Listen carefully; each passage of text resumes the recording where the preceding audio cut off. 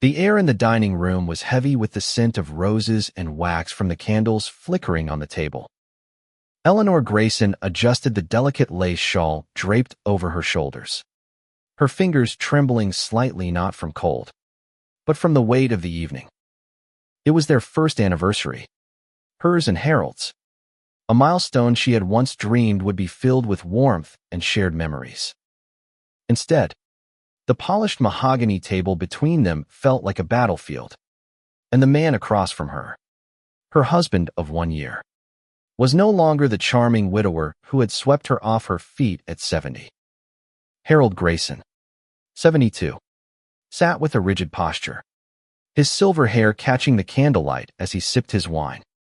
His eyes, once soft and attentive, now held a calculating glint. Eleanor, 68, had noticed the shift in him over the month's small moments at first, like his dismissive tone when she spoke of her late husband's estate, or the way he'd linger over her financial documents when he thought she wasn't looking. Tonight, though, the air was different. Charged. Dangerous. "Eleanor, my dear," Harold began, his voice smooth but edged with something sharper. "Tonight is special. A year together, quite the achievement for us. Don't you think?" He raised his glass, but his smile didn't reach his eyes. She nodded, her lips curving into a practiced smile. "It's been a journey, Harold." Her words were careful, measured. She'd learned to tread lightly in this marriage, a union born from loneliness rather than love. After losing her first husband, Thomas, to a long battle with illness, Eleanor had craved companionship. Harold, a retired banker with a quick wit and a knack for storytelling, had seemed like the answer. But the man who had courted her with roses and promises was not the man sitting across from her now.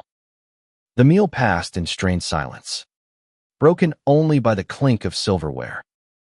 Eleanor's mind wandered to the life she'd built before Harold, her small but thriving bakery, the home she and Thomas had restored together, the savings she'd carefully guarded. Those were her anchors, her proof of a life well lived. Harold, she'd learned, saw them differently, as assets, leverage. As the dessert plates were cleared, Harold leaned back, his fingers drumming lightly on the table. "Eleanor," he said, his tone shifting to one of rehearsed sincerity, "there's something we need to discuss. A matter of our future." Her heart quickened, but she kept her face composed. "Oh, what's that?" He reached into his jacket pocket and produced a folded document, sliding it across the table with a deliberate slowness. "This," he said, "is a simple agreement. A way to secure our life together. I've been thinking about how we can streamline things, combine our assets, make things easier for both of us." Eleanor's eyes flicked to the paper, her pulse thudding in her ears. She didn't need to read it to know what it was. She'd seen his late-night phone calls, overheard snippets of conversations about property and deeds. This was no gesture of unity. This was a move. "Harold," she said softly, her voice steady despite the storm brewing inside. "What exactly are you asking me to do?" He leaned forward, his smile tightening. "It's nothing drastic, darling.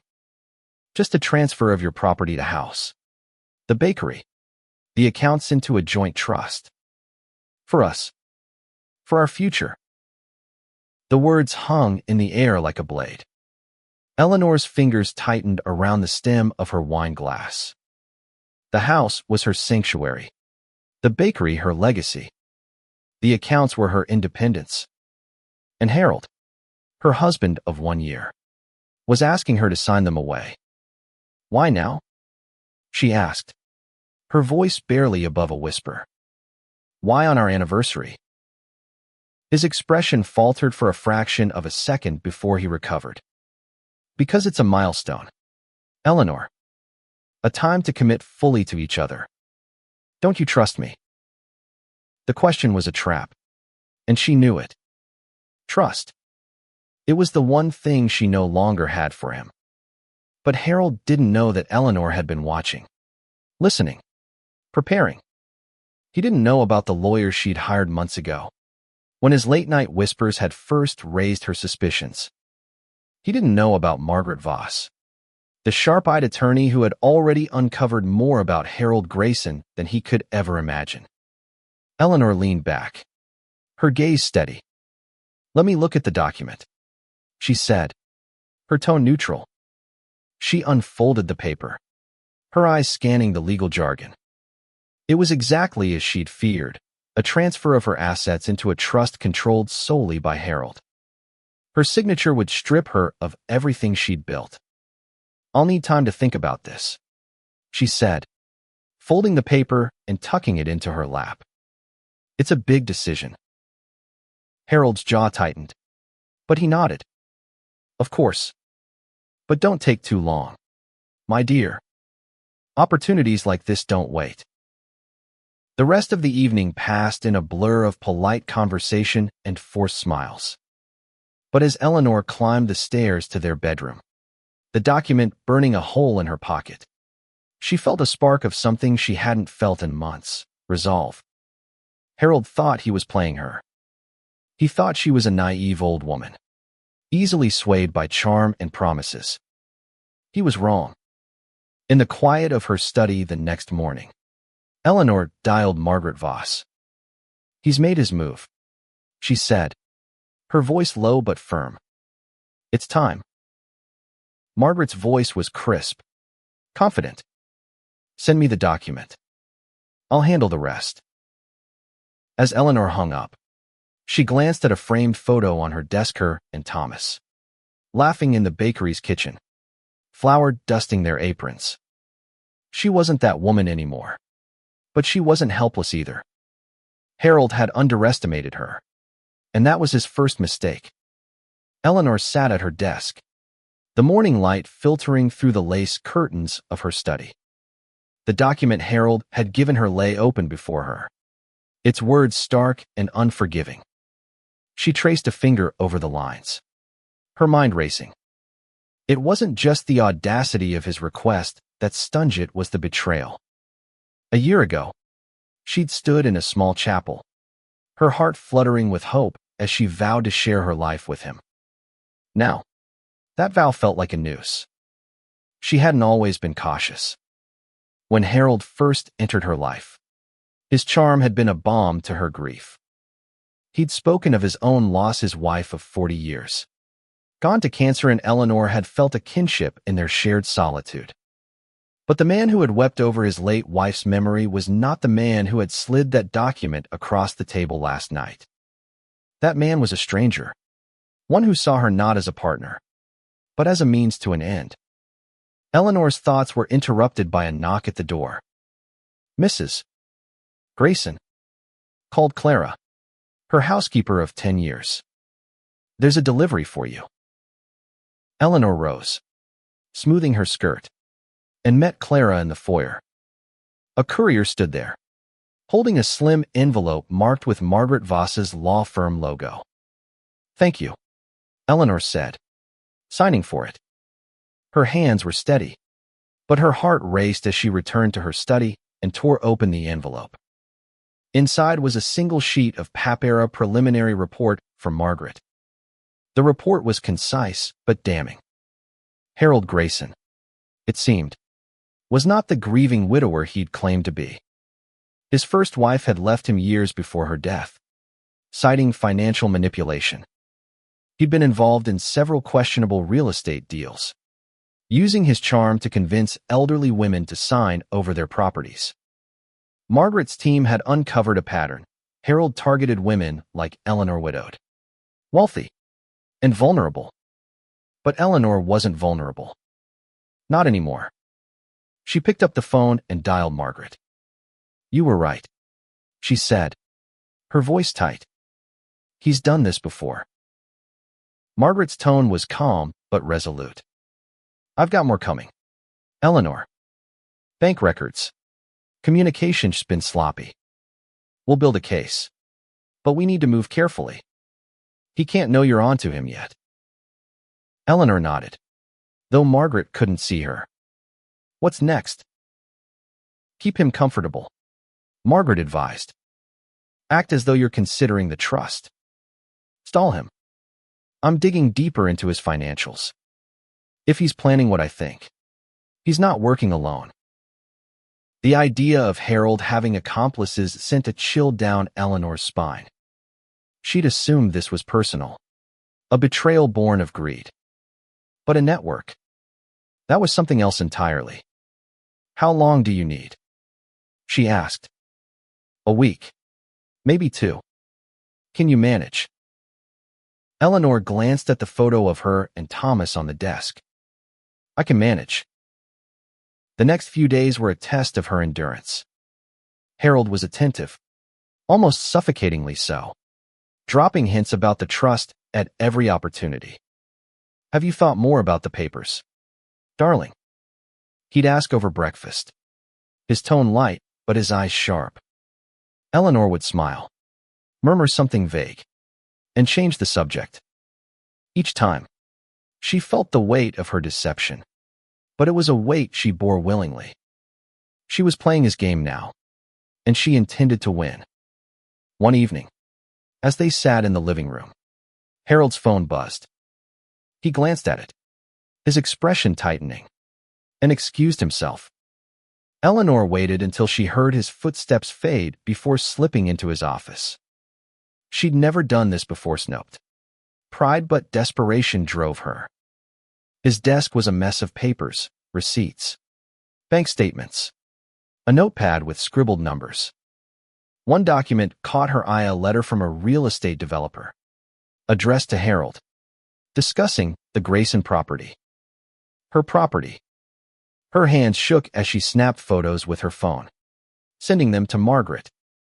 The reply came quickly. This is good. Eleanor. Keep him distracted. We're close. That night, as Harold slept, Eleanor lay awake, her mind racing.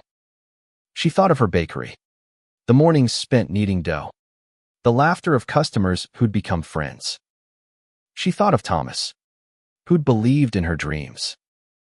She thought of the woman she'd been before her, a woman who'd built a life from nothing. That woman was still inside her, and she wasn't going to let Harold take it away. The next morning, Harold was in high spirits, humming as he poured his coffee. You seem happy, Eleanor remarked, stirring her tea. Oh, I am, he said, his smile wide. Things are falling into place, my dear. Soon, we'll have everything we need for a comfortable future. Eleanor's stomach twisted, but she smiled back. I'm glad, she said softly. In her mind, she saw Margaret's face, the documents piling up, the truth closing in. Harold thought he was winning, but he didn't know the game had already changed. Eleanor's days became a delicate dance of pretense. She smiled at Harold's compliments, laughed at his stories, and nodded when he spoke of their shared future. But behind her composed exterior, her mind was a storm of strategy and suspicion. Every conversation, every glance, was a move in a game she couldn't afford to lose. Margaret's investigation was progressing, but it required time Eleanor had to buy. Harold, meanwhile, grew bolder. He began leaving documents around the house, as if testing her. A property appraisal here, a bank transfer form there. Each was a subtle pressure, a reminder of the trust he wanted her to sign. Eleanor played along, asking questions as if curious rather than alarmed. What's this developer's name again? She'd say, feigning confusion. Harold would wave it off, but she saw the flicker of annoyance in his eyes. One afternoon, while Harold was out, Eleanor met Margaret at a quiet cafe on the edge of town. The lawyer slid a folder across the table, her expression grim. He's deeper in than I thought, Margaret said, tapping the folder. The developer he's working with, Richard Hale, has a history of predatory deals. They target older homeowners, convince them to sell or transfer property, then split the profits. Harold's been promised a cut. Eleanor's hands tightened around her coffee cup. How much? Enough to make him reckless. Margaret said. We've got emails between him and Hale. They're planning to sell your house and bakery to a commercial chain. The trust is just the first step. The words hit Eleanor like a blow. Her home, her bakery, her life reduced to a transaction. She thought of the mornings spent rolling dough, the evenings with Thomas painting the walls of their fixer-upper. Those weren't just assets. They were her heart. What do we do? She asked, her voice steady despite the ache in her chest. We keep gathering evidence. Margaret said, I'm working on a restraining order to freeze any property transfers. But we need something concrete to tie Harold to fraud. If we can prove intent, we can stop him cold. Eleanor nodded, her resolve hardening. I'll get you what you need. That evening, Harold was in an unusually good mood, pouring wine and reminiscing about their courtship. Eleanor played her part, laughing at his stories, but her eyes kept drifting to his phone, left carelessly on the counter. When he stepped outside to take a call, she seized her chance. Her fingers moved quickly, unlocking the phone with the passcode she'd seen him use. She scrolled through his messages, her heart pounding. There it was, a thread with Richard Hale, filled with talk of the deal and the old lady's signature. She forwarded the messages to Margaret, her hands shaking with a mix of fear and triumph. As she set the phone down, Harold returned, his eyes narrowing slightly. Everything all right, dear? He asked. Of course, she said, her smile unwavering. But inside, she was reeling. The messages confirmed everything: Harold's plan, his betrayal, his arrogance. He thought he had her cornered, but he didn't know she was fighting back. The next day, Eleanor took a risk. She invited Harold to the bakery, claiming she wanted to discuss the trust.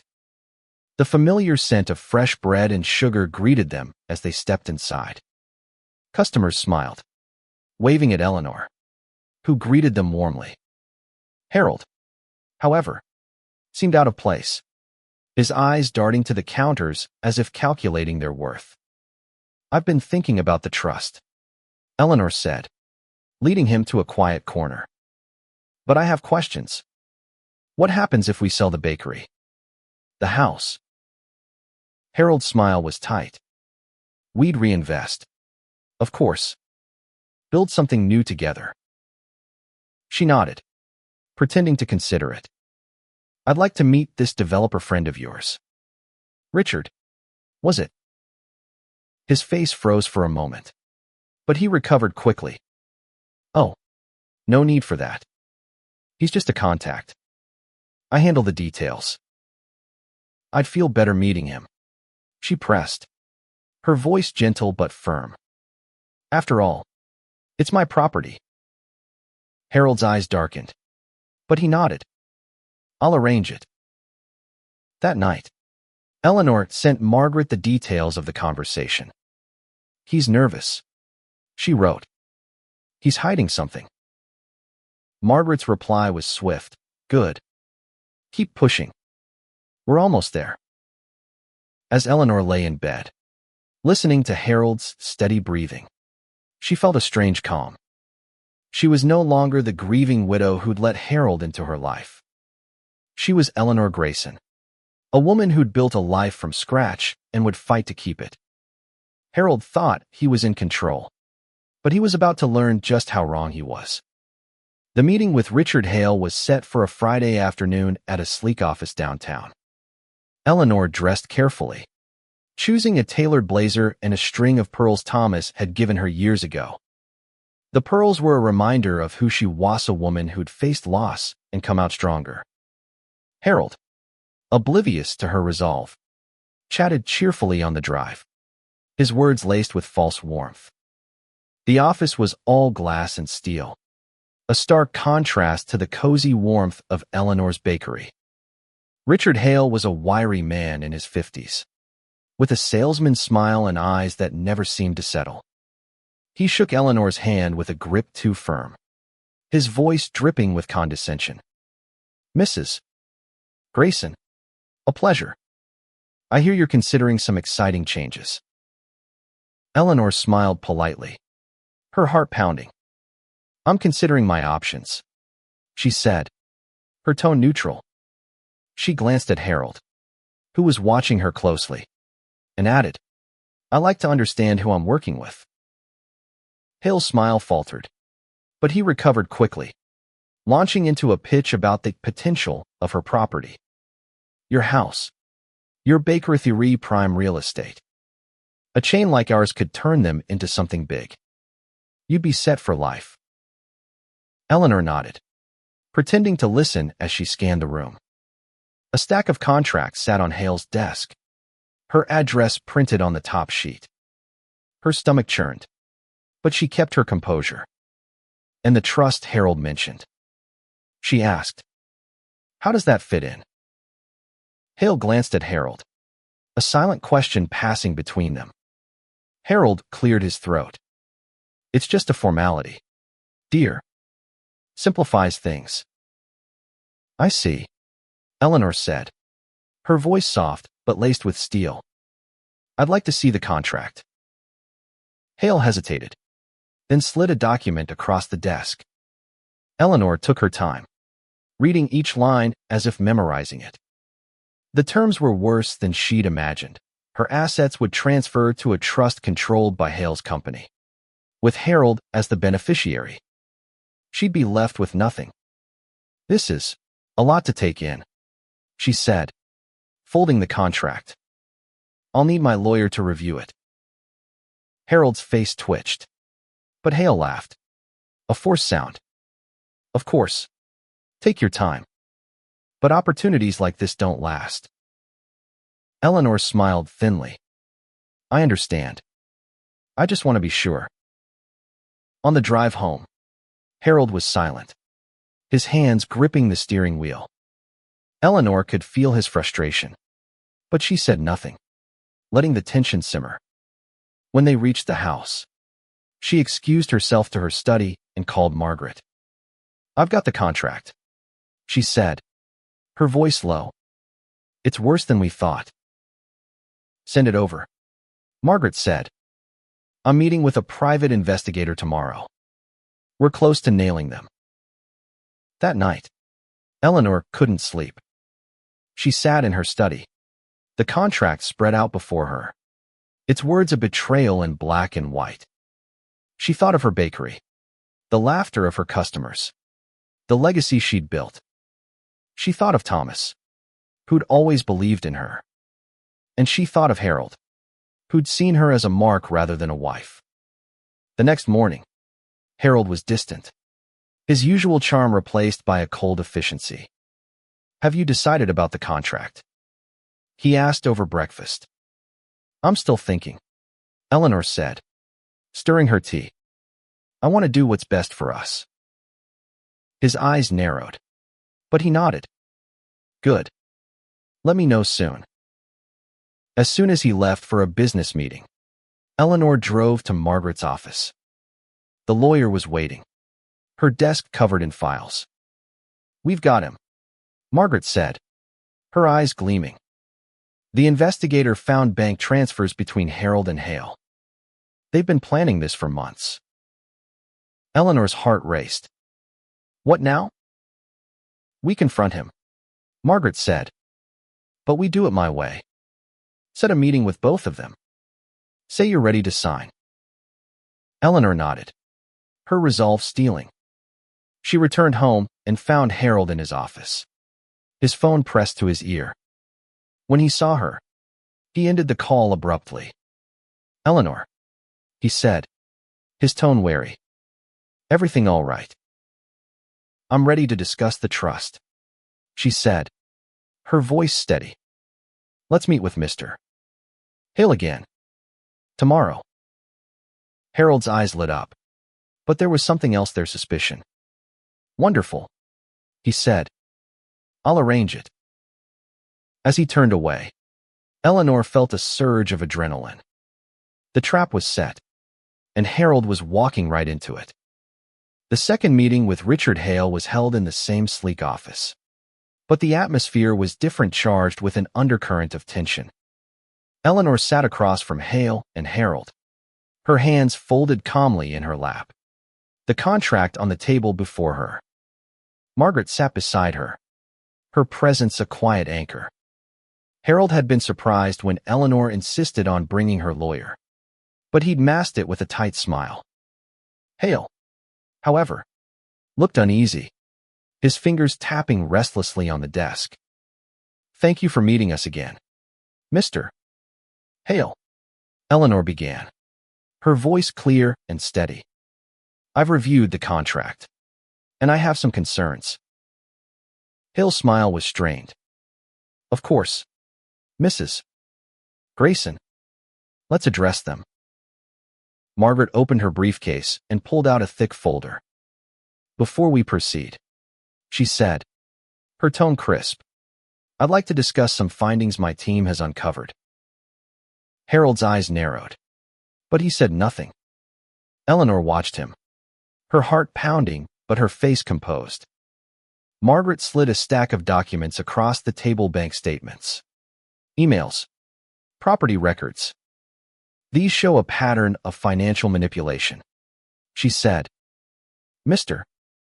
Grayson, you've been working with Mr. Hale to transfer my client's assets into a trust you control, with the intent to sell her properties for profit. Hale's face paled, but Harold laughed. A hollow sound. That's absurd. Eleanor, you don't believe this, do you? Eleanor met his gaze, her voice calm but cutting.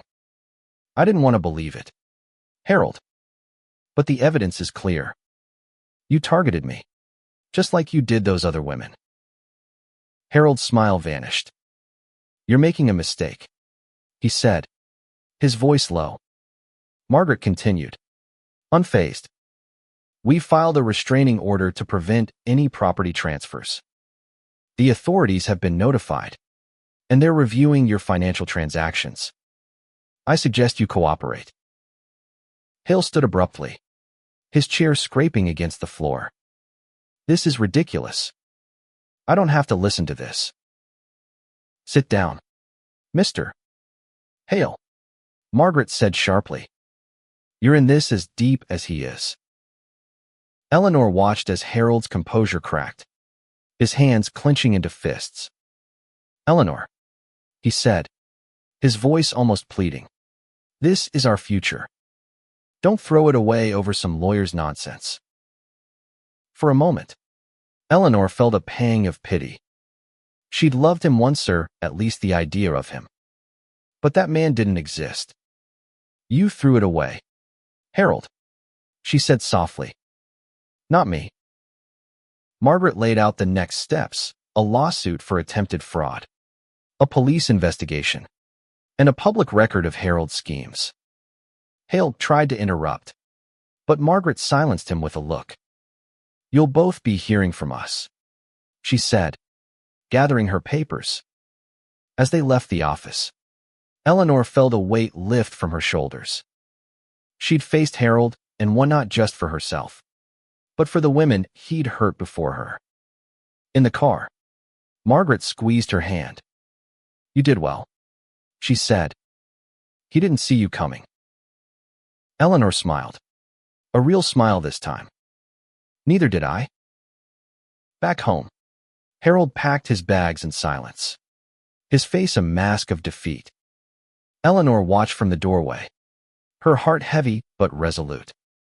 Where will you go? She asked, not out of concern but curiosity. Does it matter? He muttered, zipping his suitcase. You've ruined everything. No, she said, her voice firm. You did that. He left without another word, the door closing softly behind him. Eleanor stood in the quiet house, the echoes of their life together fading.